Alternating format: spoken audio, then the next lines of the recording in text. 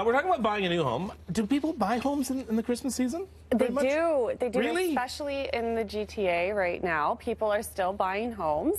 A lot of the big drive right now, though, is because the mortgage rules are changing once again. So that's what we're going to talk about. She is back right now, Lesley-Anne Scorgie. We're going to be talking about changes in the market that may say if you are one of those who are still buying a home in the Christmas season, you may want to wait until the new year. That's right. So what's changing is it's going to be more difficult to qualify for a mortgage, and that's going to eliminate a good amount of the buyers. Now the statistics are that 10% of those buyers are not going to be able to qualify. So they're going to drop off unless they do something different.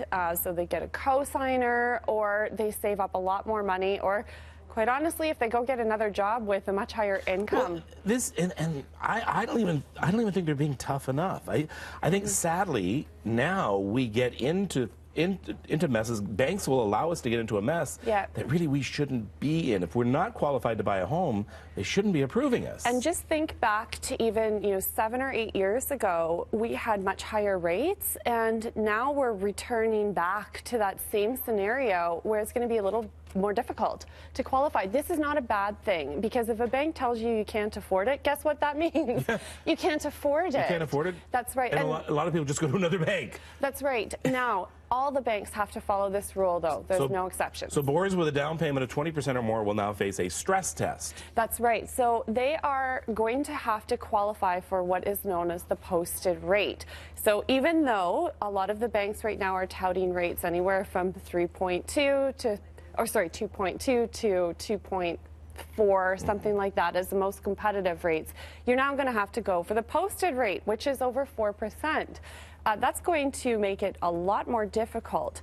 What you can do to get a little bit of an edge here, though, is you can check what the rates are online. One of my favorite sites is Rate Hub. New changes will impact only 10% of the mortgage market. You said that. So it's only 10% really.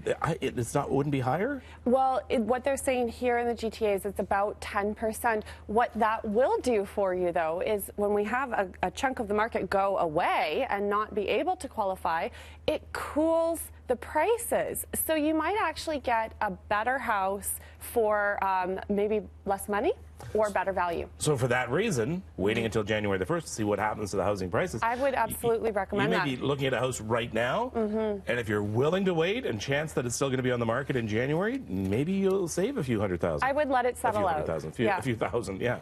Yeah, I would definitely recommend letting it settle out, and let's actually see what happens to the rates in the new year, because they are expected to go up again.